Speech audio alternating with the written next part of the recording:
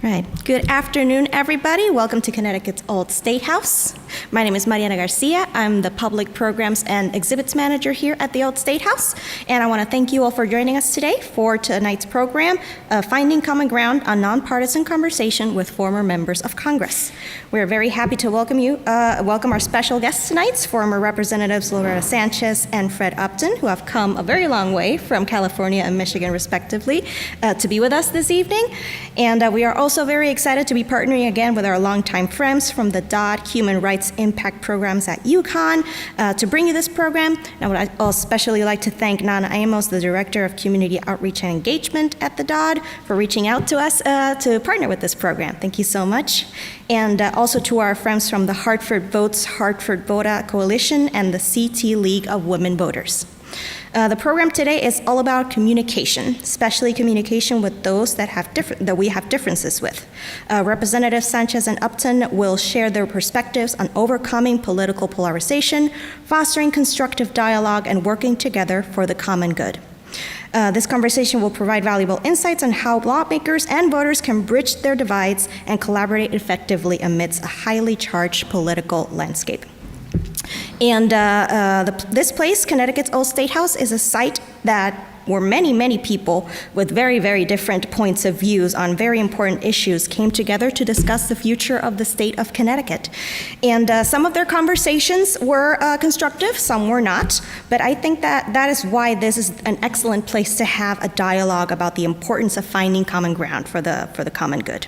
So now allow me to introduce our two special guests, and we will start with a conversation with them.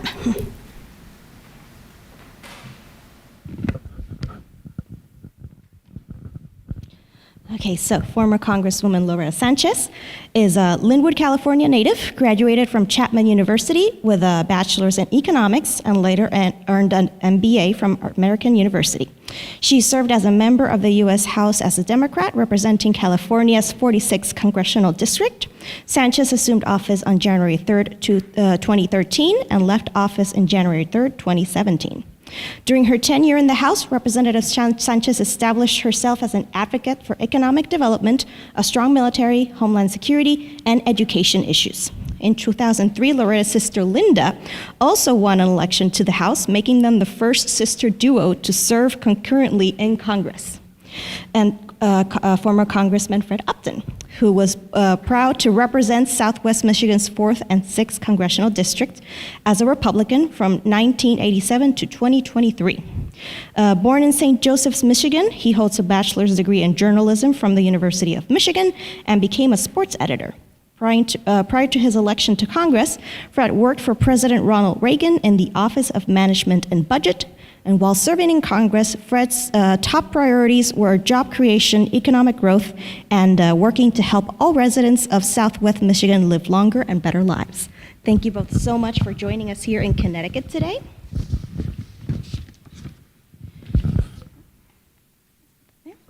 And for everybody joining us online, if you do have any questions, please put them down in the comments section. And anybody here, if you have any questions, we will have a conversation at the very end. So we will get to your questions over at the end.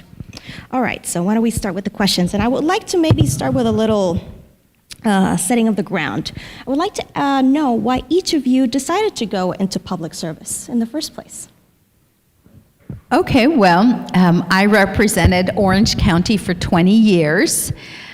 Orange County is in California. It's where Disneyland is, Anaheim, California. So if you've been to the original Disneyland, you've been to my home city. It was a very difficult place to live if you were not, quite frankly, Anglo, male, Republican. We sent 6 people to the United States House of Representatives. At that time, it was all guys. It was all Republicans. And certainly nobody looked like me. And they were all old, right? Pretty much. So, but it wasn't about who represents. It's about how they represent. So I just felt like as a woman, as a Hispanic, nobody was talking and working on the issues that I cared about. So one day, whilst I was working on some education issues, I went to see my member of Congress, and he refused to meet with me. So I went home and I said to my family, I'm going to run for Congress. And I did, and I won. And you can't imagine the change or how crazy a time it was when a woman, a young woman, a Latina, a Democrat had beat the system, if you will. So I really went to Congress because I got mad, because I didn't know any better, that you're not supposed to win if you look like me or think like me. And more importantly, I went because I thought there needed to be somebody who was talking and working on issues that affected normal people like me. That's why. And it's the only political office I've held. I held it for 20 years. 6 years later, my sister came to the Congress. She continues to be there. She's in her 22nd year, running again for re-election. I have to tell you, as daughters of immigrant parents, both my parents are from Mexico, and they met in Los Angeles and had 7 children and educated them all. They're the only parents in the history of the United States to send 2 daughters to the United States Congress. So I think, it speaks to the beauty of America. Excellent. Thank you so much. Pretty remarkable. She forgot to say that she won not only a tough Democratic primary, but then beat the incumbent Republican, which almost never happens, a challenger beating an incumbent. And so she had 2 tough, very tough races her first, and won handily, though she worked hard, in all of the other races that she had for Congress. They were all difficult races. Yeah. Just like yours. None of them are easy. Nothing is None ever are easy. What about you? Why did you get it? Well, I graduated from Michigan. I was not the sports editor at the Michigan Daily. And I thought that would be my profession. Nobody called. And I met a young man that was running for Congress. This was during the Watergate years. And I had never been to Washington. He was from my hometown, smart as can be. And I volunteered to help him. Very much like what we're encouraging. UConn is a sponsor of this, and Loretta and I have been at the UConn campus the last 2 days and encouraging students to participate in government, whether you're a candidate or certainly volunteering in all the different races that are out there. So I volunteered, and I was in charge of a couple of counties. We spooked out the member of Congress that was there, so we then had an open field. I think there were 8 people that ran. And the guy that I was working for won more than 50% of the vote. He won the primary. Then the district was solid Republican. It was probably like Orange County way before. And so I went to Washington. I was in charge of, in essence, constituent service. So it was a great job. I got to go home, back to Michigan whenever I wanted. And after 4 years, I was getting ready to have a new challenge. I thought about law school, a number of different things. I was working on my resume a Thanksgiving weekend after the election in 1980, and the phone rang. And I answered the phone. I said, "Good afternoon." It was a Sunday afternoon. "Good afternoon, Congressman Stockman's office. How can I help you?" And this voice said, "Is he there?"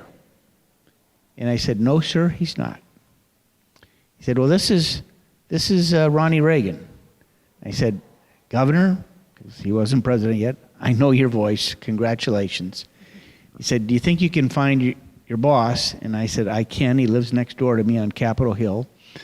And I tracked him down, and he wanted to talk to him. He was offered a job in the cabinet, and I came shortly thereafter and really got my legislative experience, met my wife, ended up being in charge of the Legislative Affairs Office, had weekly meetings with the president, lobbied members of Congress on every issue with the exception of defense.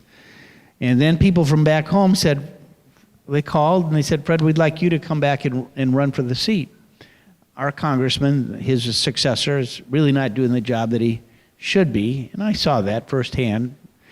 And I said, I I'm pretty happy here. I get to see the president. I have mess privileges. I get all this stuff. I have 2 black labs, and I don't have any kids yet, but I'm happily married, still am. And I said no. And with that, a couple months later, they put a real press on me.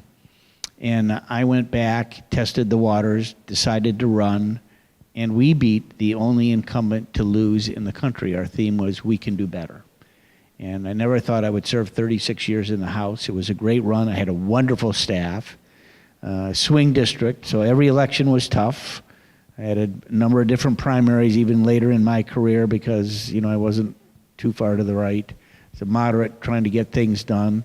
But it was a great career, made a difference, and now the 2 of us are on the board of the former members of Congress, and this is one of the things that we do around the country to encourage young people, still think we're young, to be involved in politics because we need them at all levels. And we've had a great 2 days here in Connecticut and look forward to the future.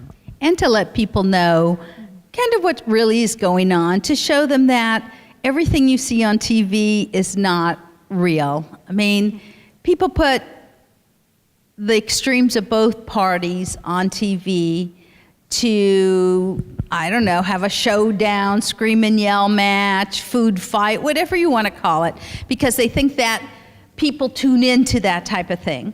But the reality is that good members of Congress, and there are a lot of good members, actually work together to try to get things done. And we want to let you know that too. Excellent. That's exactly what we want people to walk out from this today with. But you mentioned younger people and encouraging younger people to become involved in government.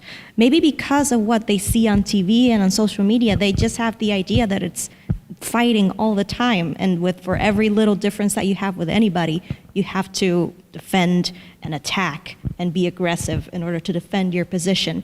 But what would you say, how would you define finding common ground in politics?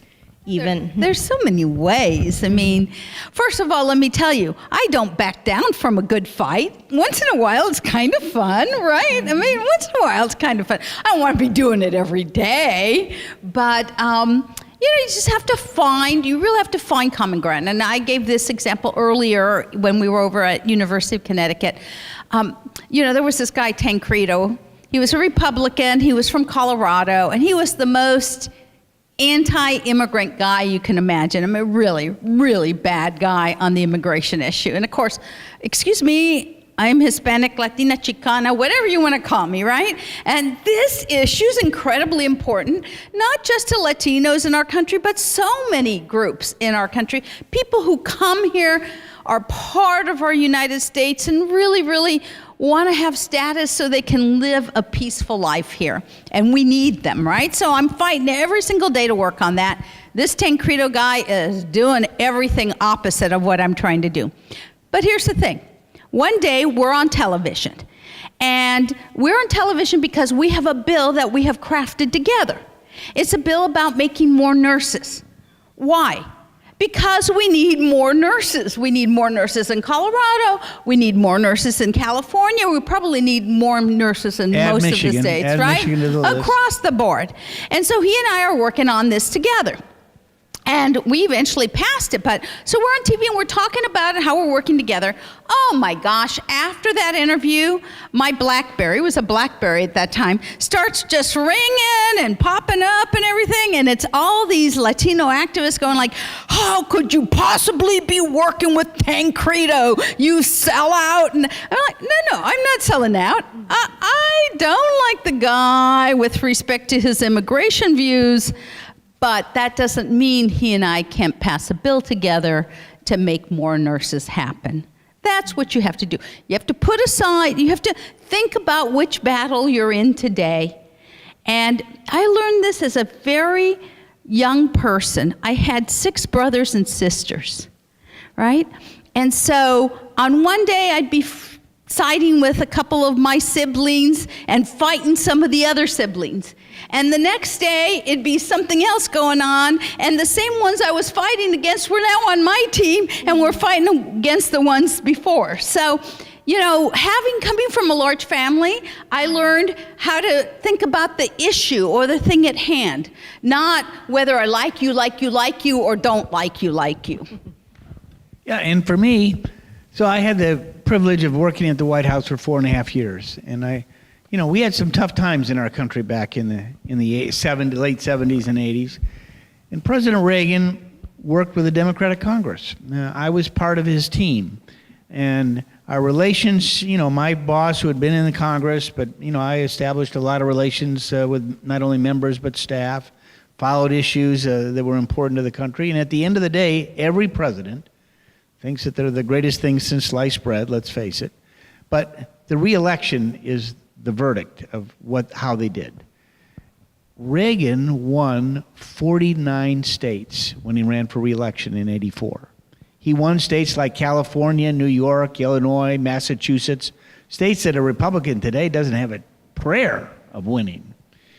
And he won it because he got things done. He had great relations with Tip O'Neill, the Democratic Speaker of the House. He worked with the Senate. He got things done. It was the Cold War. It was the fall of the Berlin Wall. It was inflation. Go back 30, 40 years, and you can remember, those of you that are watching tonight, remember those days.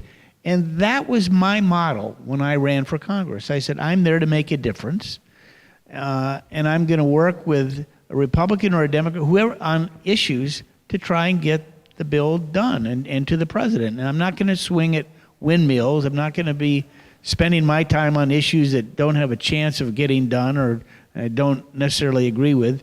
And at the end of the day, I was chairman of the Energy and Commerce Committee. It's arguably the most powerful committee in the House, maybe not with all the missiles yet on armed services like you, but there are some very legislatively, we were number one, oldest committee in the House. And I had over 200 bills signed into the law by the president, Obama, a Democrat, a Republican, and no one could match that because I worked with John Dingell, who was my former chairman. I worked with Frank Pallone, others. We were in the majority all those 6 years that I was chairman, but we had a Democratic president, and at the end of the day, we passed meaningful legislation that literally saved millions of lives in terms of what we did on health care. And it was bipartisan. And I had that same relationship with members of the Senate because, you can't just pass a bill in the House without getting the Senate to go along. We had a lot of members on Energy and Commerce that went to the Senate, great relations over there. Joe Biden, he was a huge help as vice president to get some of our pieces of legislation done.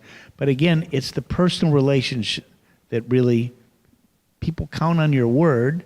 And if they know that you're trying to do the right thing, they're going to be on board. And particularly when you pass a bill in our committee, 53-0, it gets the attention of the leadership on both sides saying, we need to do this. Thank you so much. And, obviously there's things that every American cares about. And those are the issues that we can work together on most effectively. But how do we find those common values and goals in order to foster collaboration? So what techniques, what practices would you encourage in lawmakers in order to find that common ground and those common goals? Well, I think one of the things that has happened in politics, especially at the national level, but I've seen it seep all the way down to the local level, is what I call the politics of personal destruction. The name calling, the calling out the families, this gun is aimed at you kind of stuff. There's no need for that in politics, right? Nancy Pelosi always told me from the very beginning, always keep a smile in your voice. You can be debating somebody, but always keep that smile in your voice. And what she meant was, don't go after somebody, don't make it a personal attack, talk about the facts, and work in that way. And, it's just like any of you. Do you want to work with somebody? Do you want to hang out with somebody who's always talking down on you and calling you names? Or do you want to work with somebody who's actually nice with you and you can get along with on a personal basis? I personally, like to work with my friends and people that I like. I don't enjoy working with bullies or mean people or people calling me names. So, one of the things is get away from the destruction that happens with the personal politics. So I got involved with a couple of groups, particularly after I was chairman of the committee. One of them was the Problem Solvers Caucus, a bipartisan group of 50 or 60 members. We met every week. Even during COVID, we'd have Zooms as we were back in our districts. Remember, you could vote by proxy back then if you had to.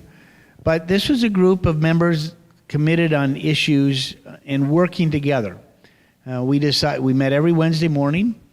We made a pledge that we wouldn't rat out what people said in the meeting, so there was never a charge, oh, she said this or that, or it was never used. We made a pledge that we would not do any campaign activity against anyone in the room. So you wouldn't sign a letter, you wouldn't do a political event. We all remember who sort of comes in and out. So that destroys a relationship when that happens. So we made that pledge. We made a pledge on civility, that we'd never attack each other privately or publicly. And we got things done.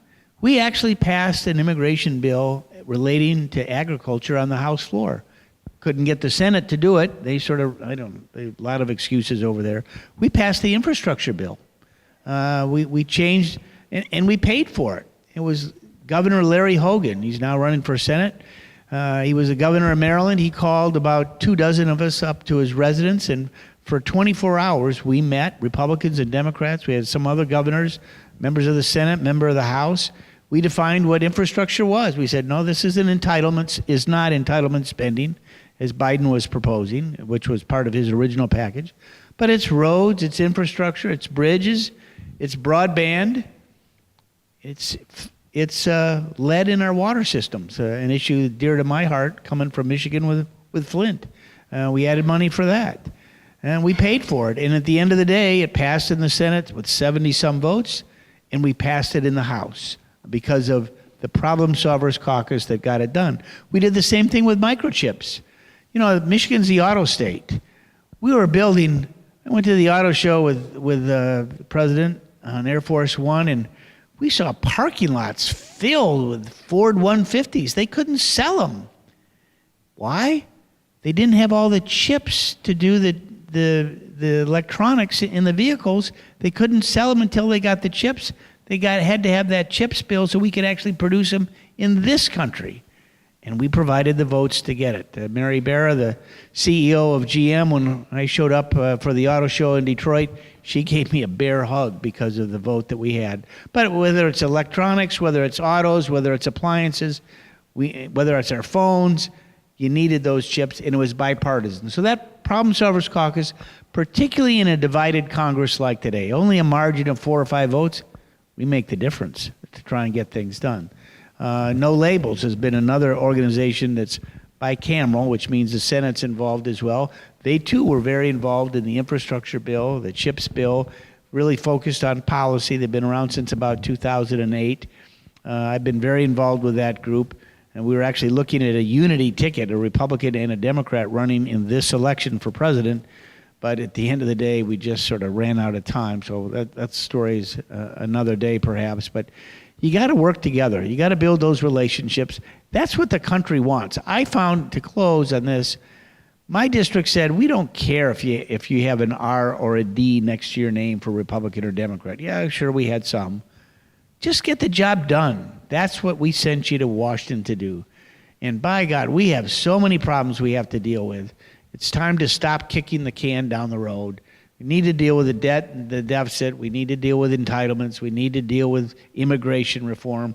It was great news that the Fed dropped the interest rates last week. That's going to help everybody. I know there were some that thought it was political, so it shouldn't happen. No, it's too late. They should have done it a long time ago.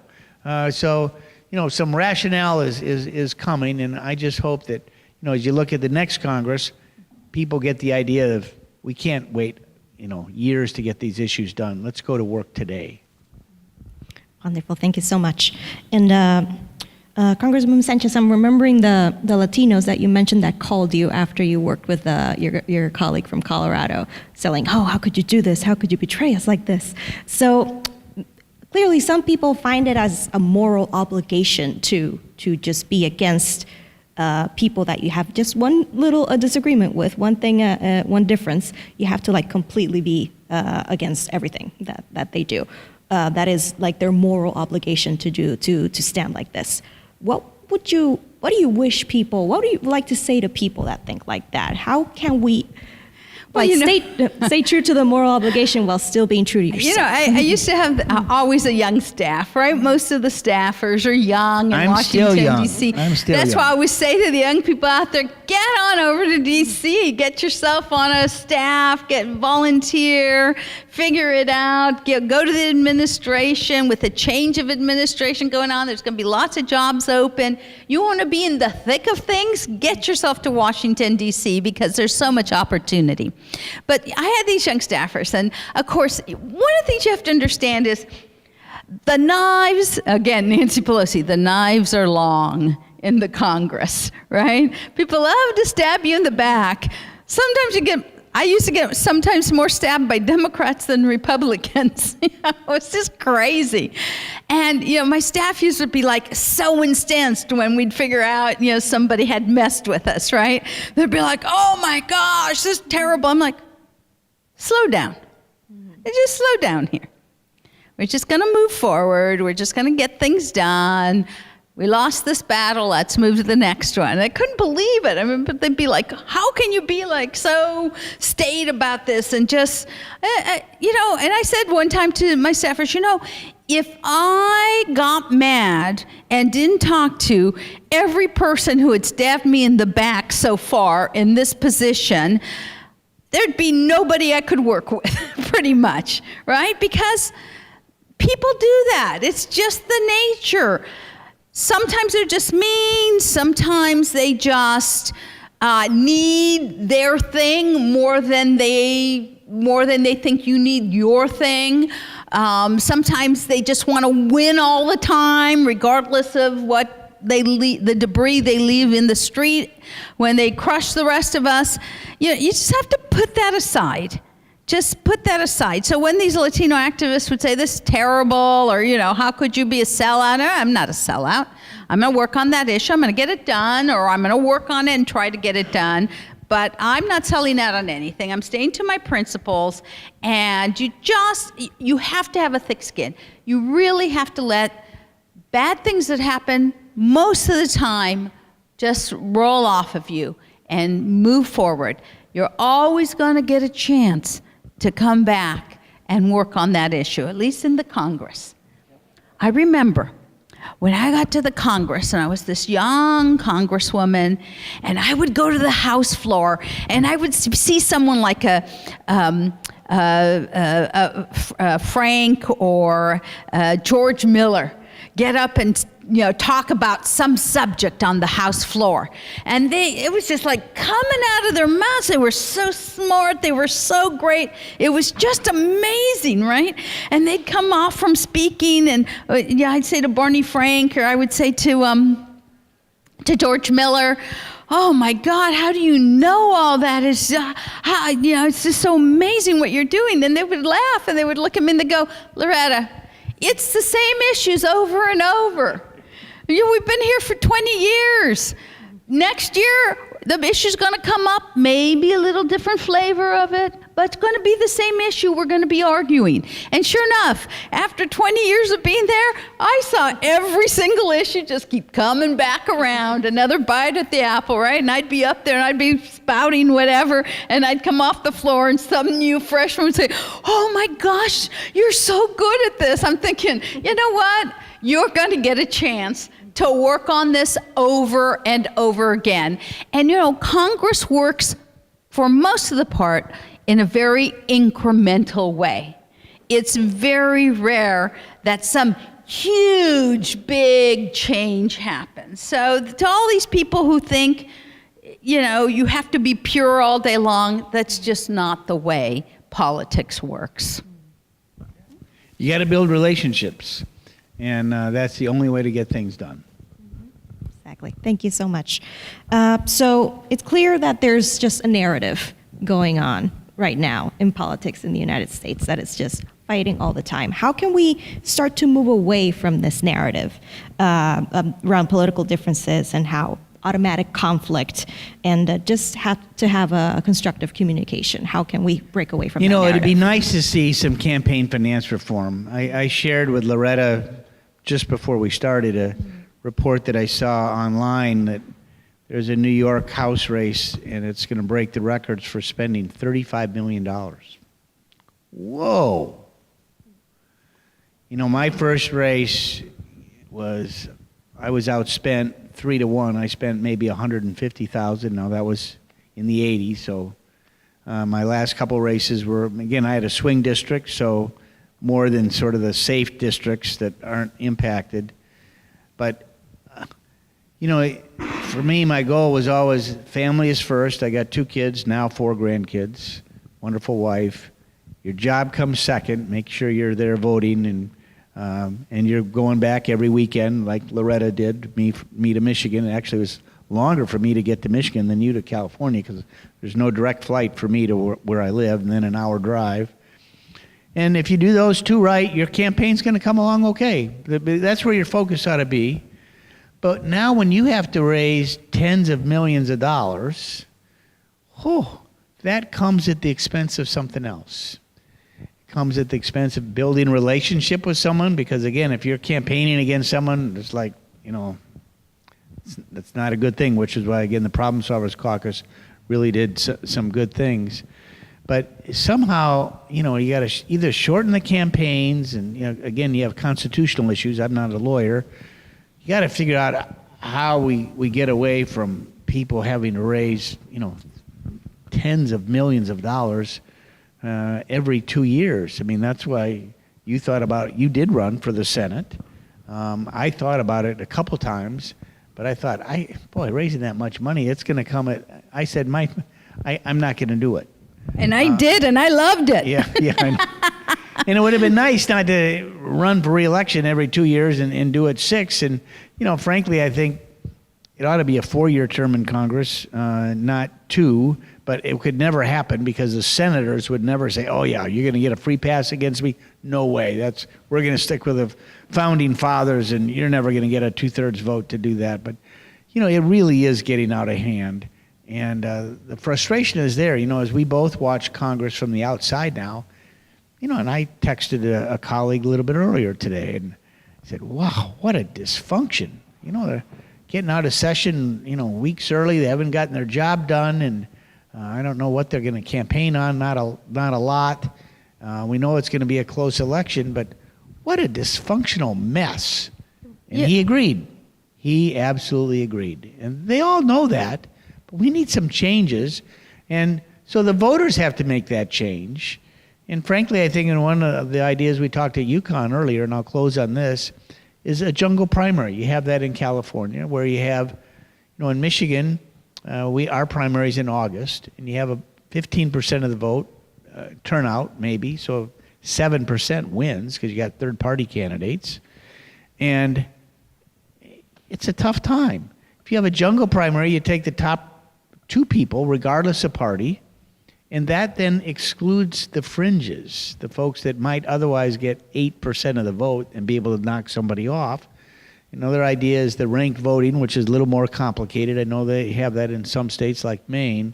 But that will put more of the middle in for voters to decide how are we going to work together versus some of these, I'll call them outcasts, so radical left or right, that really have got a stranglehold on the leadership on both sides.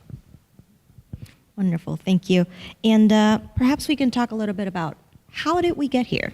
What are the skills that you see are missing in Congress and people that are working in government?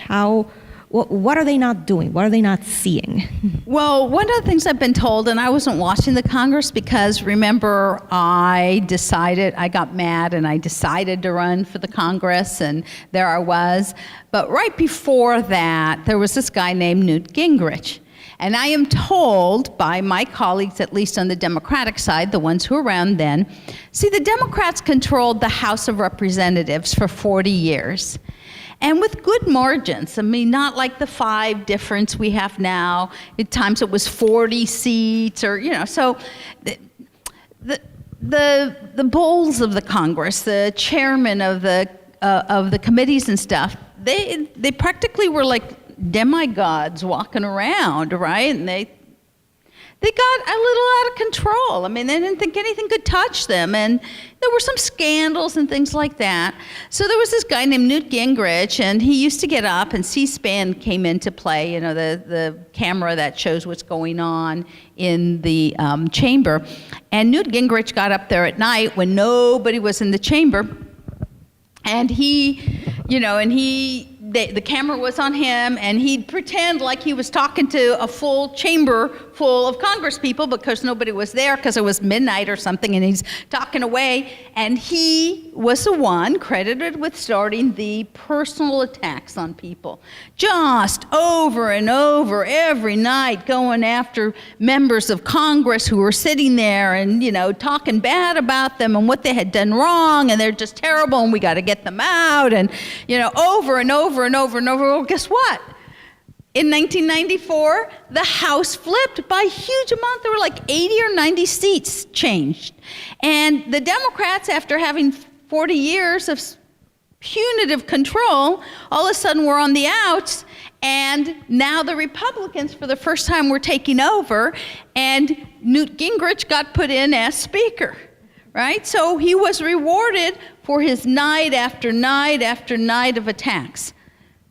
Those attacks scared people because they saw this incredible flip go on.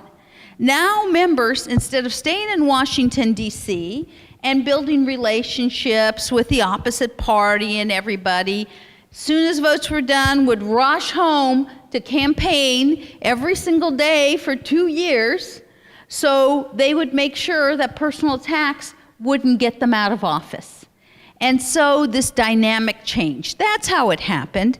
Newt Gingrich, personal attacks, and a lack of time to get to know your fellow colleagues of both parties, because now you felt like you had to be home protecting your home turf.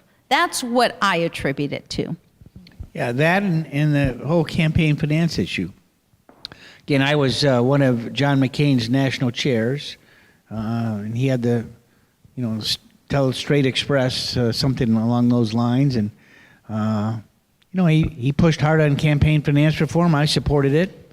But sadly, some of the judges knocked some of it out. But it would have been real reform. And we are left with what we have today, which is, pretty rough.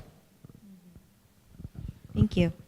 All right. So what can voters do then? What can voters and citizens do to actively participate and encourage the representative to find that common ground and to do the work and be constructive? We'll have to understand what really goes on in politics. To understand it, you got to go in, you got to volunteer in a campaign, you got to see what it's about, you got to work on an issue, you got to go in and talk to your representative, you've got to get a groundswell towards moving an issue. I mean, they have to actively see what the whole game, if you will, is.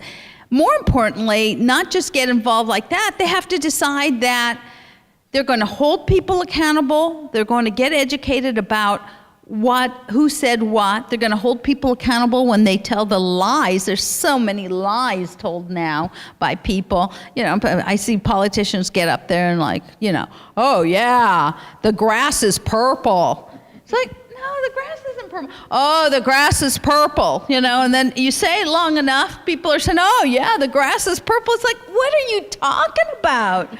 So, people, the voter has to hold the politician accountable. They have to get involved in the process. They have to run themselves. They have to get to Washington. They have to involve themselves in the process. We need people with energy, with desire, with new ideas to actually get into the process. There's so many ways. Get appointed, get elected, work on campaigns, go into the civil service, and work as a government official. If you want to see change, change has got to come from you. It's not going to come from the people who are currently in power. Not going to happen. They're in power and they like to be kept in power. So remember, each member of Congress represents 750,000 people. You know, for me, it was about 100 different communities. I had 6 counties. Loretta had the same number of people, but she had 1 county, maybe a fifth of the county or something like that. You know, travel distances. But yeah, members have to be accountable, but that's why groups like League of Women Voters, which is a sponsor tonight, universities, it needs to be more than just at election time, right? You want access. People want to weigh in. You need the town meetings, the teletown meetings that are going on now. You need the forums. You need the transparency. You also need the local press. And sadly, remember, I was a journalism major, and we had a wonderful discussion today with Amber Diaz, right, from NBC, which is a local, she was the moderator at UConn today. But, you know, our local press isn't as vigilant as they were not too many years ago. People knew they had you know, your newspapers even had, here's how they voted, and they would take the key votes for the week, and, you know, whether it be Ukraine or whatever it might be, here's how you voted, so people could see and track that. Don't have that today. You know, my newspaper today, I mean, they've cut back, they don't even publish Sunday or Monday. It used to be a couple of different sections. It might be 4 pages now in one section. You know, there's no, I mean, you just don't have it. Yeah, you have the national stuff, but in terms of, you know, what are people really thinking in Hartford or St. Joe, Michigan, or, you know, you don't have that local accountability. And many of the press, I mean, they found they're pretty young, which is a good thing, but they don't have the tenure or the experience to be able to hold members of Congress. They can run over them, and I'll say blindside, but they can cover up on the issues where they might want to be held accountable. You just don't have that. So that's part of the issue as well. And young people get a lot of their news from their friends. Yeah, or they don't read newspapers. A lot of them don't watch TV anymore. Of course not. Except what the they NFL. do is they say TikTok and Instagram, and it's something sent from their friends, and that friend got it from somebody else, who got it from somebody else, who got it from somebody else, and the stuff that they're showing is just, it's garbage. It's not even true. So I would say the young people in particular are the ones here. You know, you're going to UConn for a reason. You're smart. My gosh. Be smart about where you get your information. And your friends aren't necessarily that smart, you know? So don't listen to the stuff they're forwarding to you. It's just not true most of the time.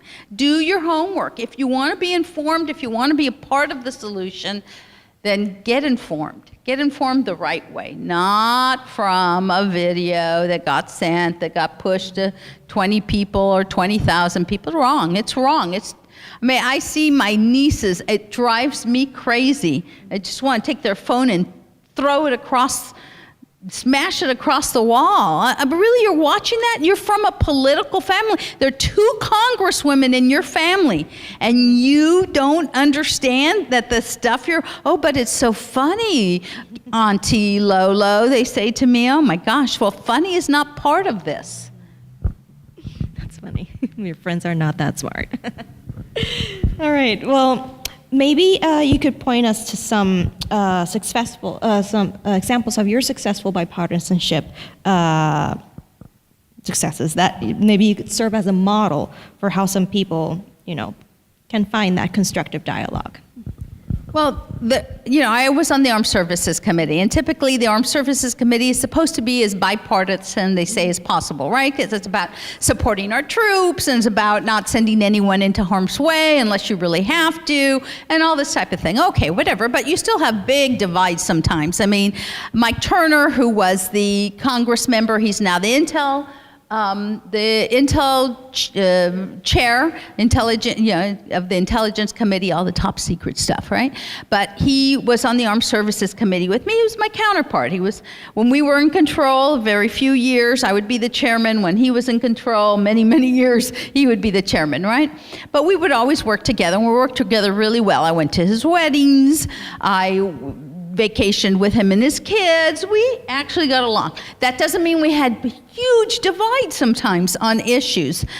Nuclear proliferation, so the making of more nuclear bombs, he was always for more, I was always for less. I mean, it couldn't be a bigger divide on that. We still managed to work on some issues, even in that arena, that we could work on together. But I was very concerned about the military rapes happening. So this is a big scandal. Military men raping our military women. So totally unacceptable. Just on the face of it, think of it. But it was happening. And year after year, there'd be a new scandal. Aberdeen, the young cadets at the Air Force Academy. Coast Guard. This went on and on, year after year. Okay, it's done. I said it's done. We need to change. The military has its own set of laws. They don't work under civilian laws. They work under something called the Uniform Code of Military Justice, the UCMJ. So I proposed, imagine this is so novel. I proposed that the military laws mirror the laws that we had at the federal level and 37 other states that said if you raped a woman and you got caught at it, it was a crime. Because that's not what the UCMJ said when I started working on this. So I called in the military guys who do all of the JAGs, right? The guys who do all the military law and stuff. And I had a talk with them. I said, my proposal is to change the UCMJ code, this particular one, and put this in as a crime. Oh my gosh, we can't do that. We never change the UCMJ. Well, why don't you change the UCMJ? Well, because we got this red book that is the operating procedures for us about how we do criminal courts and all sorts of things. It's how we operate, and we would have to change the red book. I'm like, okay, and how long would it take to change the red book if we change the sexual assault law in the military code? They said, it would take at least 6 months to change the red book. I said, okay, let's pass the law, and we'll make it active 6 months after we pass it. And these guys were like, this is terrible. And I finally stood up. We were in my office, said, you know what? It's obvious to me you've never been raped. So you don't understand how important this issue is. You can leave now. It took me 7 years. And Mike Turner was one of the biggest proponents with me to change the UCMJ, to make it reflect closer to what was going on in our Title 18, I think it was, of our federal laws. And like I said, 37 other states copy the same thing. And it was the first major reform to the military, the UCMJ, in over 60 years. It took us 7 years. And when I left, Mike was still fighting. He found Gillibrand of New York in the Senate, and they continued to push this issue of people should be held accountable for sexual assault in our military. That's one example of what we worked on. That was great. I was glad to support that change. So I worked on a lot of pieces of legislation, as chairman, and helped shepherd them through. But as I reflect back, clearly it was 21st century cures. So I was chairman again from 2010 to 2016, and in 2013 we started, so a 3-year effort. We started on legislation to speed up, expedite the approval of drugs and devices. We learned that our drug companies were getting their approvals overseas, and that's where they then manufacture them, and we were at a disadvantage. And so we worked on that, and I had a great partner, Diana DeGette, a Democrat from Colorado, And together we shepherded, and we coupled it with $45 billion more in health research money. And since then, a cure for cancer, sickle cell is now, we can cure it because of this legislation.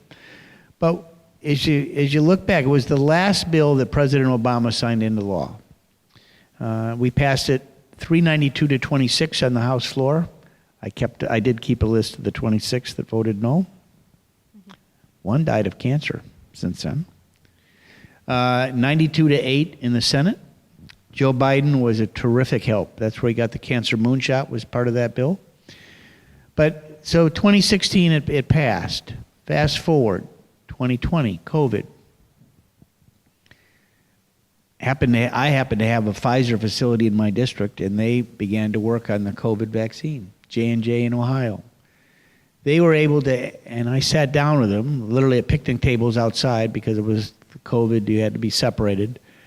They started working then on distributing the vaccine, and when the FDA approved it in December of 2020, they were able to already have produced and packaged it and had the shipping. Remember, it had to be like 30 degrees below zero in these coolers.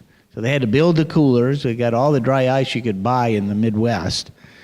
And literally the day it was approved was the day that FedEx and UPS began to ship it across the country.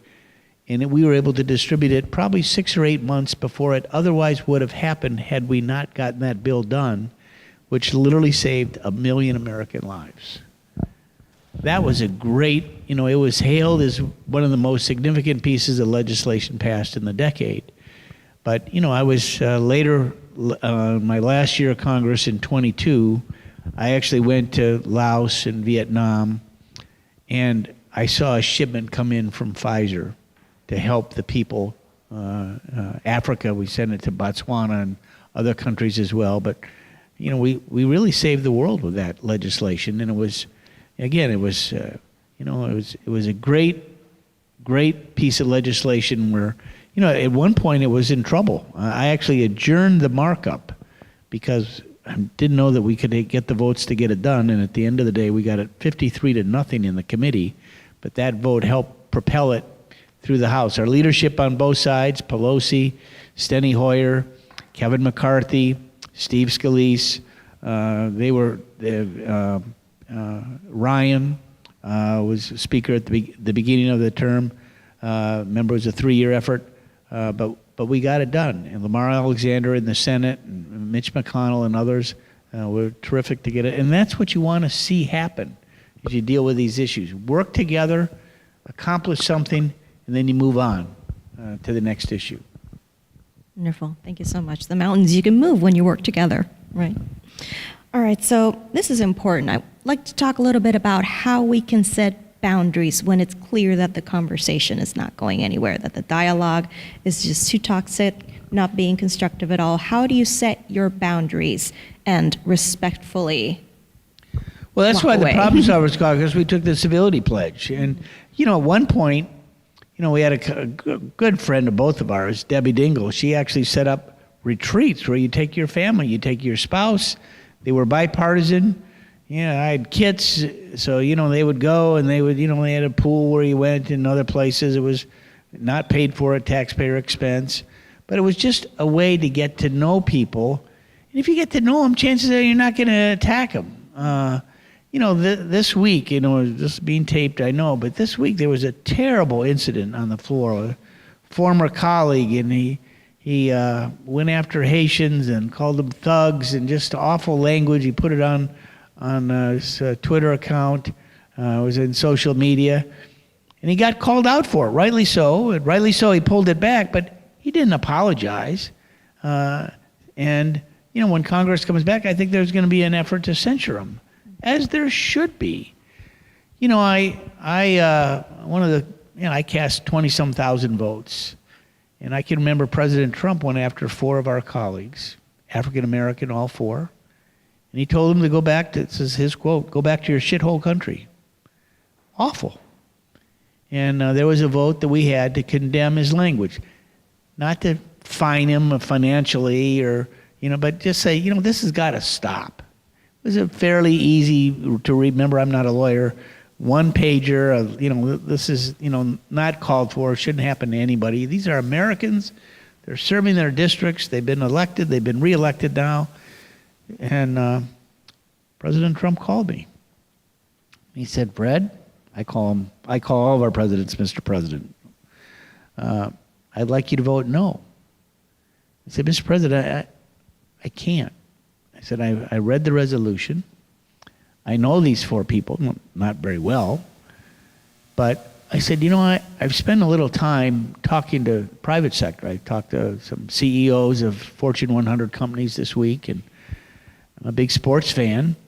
I talked to the MLB, Major League Baseball, and there was a pitcher that was on the Dodgers then, is by the name of Yu Darvish. Later he's on my team, the Cubs, and he's, obviously Japanese descent. And somebody gave him a bad gesture from a dugout. Slant eyes is what they did. And you know what? That ball player that did it, he got suspended for like 2 weeks. 2 weeks without pay. Now, for a ball player, that's a lot of money. That's a couple $100,000. But they sent a signal that that's not acceptable. When I talked to my corporate executives who came in to see me, I said, what if one of your board members did something like this? They'd give them the heave-ho. It's not going to happen. So I said, Mr. President, I'm sorry, but you got to stop this. I didn't say crap, but I should have, maybe. But it's got to end. And so from the top to the bottom, and, I had a lot of, I agreed with President Trump on a number of issues, but so many people said, I wish he'd just take that phone of his and drop it in a bucket of water instead of sending some of these tweets out, because it helps promote the antagonism, the hatred, and sadly, the violence that we've seen. It's just got to end, and it's got to start at the top. That example's got to be set. Thank you. I would just say that true leadership is about calling people out when they've said the wrong thing or done the wrong thing, and people just need to start getting spines and do that. That's what we need. We need real leaders. Thank you so much. And then sort of to start wrapping things up, after we're done with our conversation up here, we're going to start having some roundtable discussions. Since there's not many people, maybe we can consolidate a couple of tables. But to sort of wrap our conversation up here, could you tell us how, obviously, you're part of the Former Members of Congress Association, and this is what you do. How can former and current politicians encourage the younger generations to engage in constructive political dialogue, and rather than resort to division as a first instinct? In California, at least, most of the curriculum over the last 10 or 20 years has been about role playing, how to agree to disagree, how to bring down, high levels of conflict, how to work with each other. I'm really looking forward for young people to supposedly who've gone through this training now in elementary and middle and high school, about how to deflate, bring down the high tensions, and really talk to each other.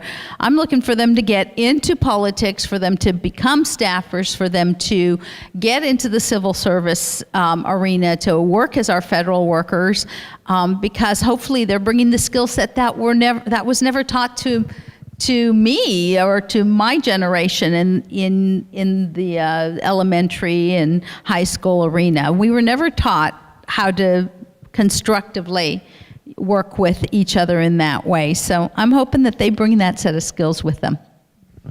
So one of the really nice things, we're both on the board of the Former Members of Congress. It's a non-paid position. And one of the objectives is to really talk about bipartisanship, try to encourage our young to think about a career in public service, whether they be in the State Department or the Congress or D.C. or the administration, or run for office, maybe a city council member like Nick, who's with us today, a good man that we met a little bit earlier today. And so literally 90 universities or so every year have said, we'd like to participate. And UConn was one that was witnessed this program a little bit last year, and they said, we'd like that to happen. So I think we're the first folks that have done it at UConn, but I've done a number of universities. We both traveled overseas to do this. It's amazing how foreign students know so much about American government and different players that are there. I mean, they know the acronyms AOC and MTG, where I'm not so sure that all of our high school kids would. But, you know, this is something that we want this country to work. And even though we're not there, it doesn't mean that we can't have some influence on our successors. Whether it be climate change or all these different issues, we need young people, and that's what this is all about. So we were delighted to be asked to come up and spend 2 days here in Hartford and you know, pass out that message. But we got a lot of colleagues who are doing this across the country as well, and we're going to continue to participate. And I think it's not just the young people, it's communities. I think people out here are really interested to know what's really happening. I think they've begun to realize they don't believe what's going on TV. So they ask me all the time, is that really true, Loretta, or what's really happening? People stop me all the time. And if I have the time, I sit down and talk to them and explain, no, most people are working on this. This is how you get involved. Please do. And I think when we take the time, our democracy is only as good as the amount of time that we put into it. It's like anything else. You're growing a plant. If you disregard it, it's going to die. You're in a marriage. If you disregard it, it's going to die. You know, you got a kid. You sit him in front of the TV and you never interact with him. You know what happens. You probably don't get the kid you thought you wanted, right? So it's the same with democracy. We want the democracy that we want. We got to put the effort into it. Wonderful. That's a wonderful place to end our conversation. I want to thank you both, Representative Upton and Sanchez, for a wonderful conversation. And everybody. Thank you.